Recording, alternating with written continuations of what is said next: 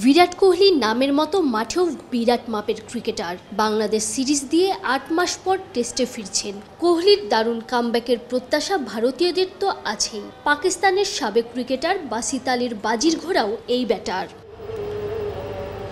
একমাত্র বৃষ্টিই পারে বাংলাদেশকে হার থেকে বাঁচাতে। পাকিস্তান সিরিজের আগে এমন মন্তব্য করে হোয়াইট ওয়াশ হওয়ার পর থেকেই বাসিত আলী আছেন আলোচনায়। ১১০ কিংবা ১৫ নয়, বাংলাদেশ আর নিউজিল্যান্ড সিরিজে ডাবল সেঞ্চুরি হাঁকাবেন বিরাট কোহলি। এমন মন্তব্যের পর বাসিত এসেছেন আরও একবার আলোচনায়।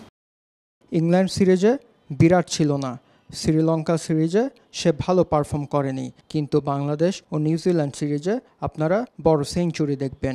১১০ কিংবা ১১৫ নয়, তার ব্যাট থেকে ২০০ রানের ইনিংসও দেখতে পারেন। টেস্টে ২৯ সেঞ্চুরির মালিক বিরাট কোহলির ডাবল সেঞ্চুরি আছে ৭টা। তার মধ্যে ২০১৭ সালে হায়দ্রাবাদের টাইগারদের বিপক্ষেও আছে একটা ২০০ রানের ইনিংস।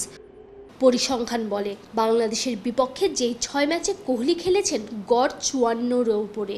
একটা সেঞ্চুরি আছে, একটা ডাবল সেঞ্চুরিও। যদিও ২০২২-এর সবশেষ মুখোমুখি দেখায় বাংলাদেশের মাটিতে ২ টেস্টে রান করেছিলেন মোটে ৪৫। এটা চিপস বিস্কিট বিস্কিট আপনারা থামুন, চিপসকে চিপস বলতে হবে।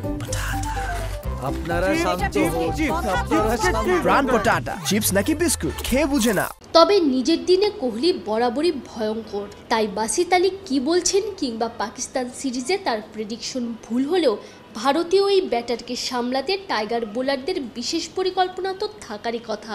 তা না হলে এক কোহলিতেই বাংলাদেশকে ভুগতে হতেই পারে। তানজিম ঐশী, অলরাউন্ডার।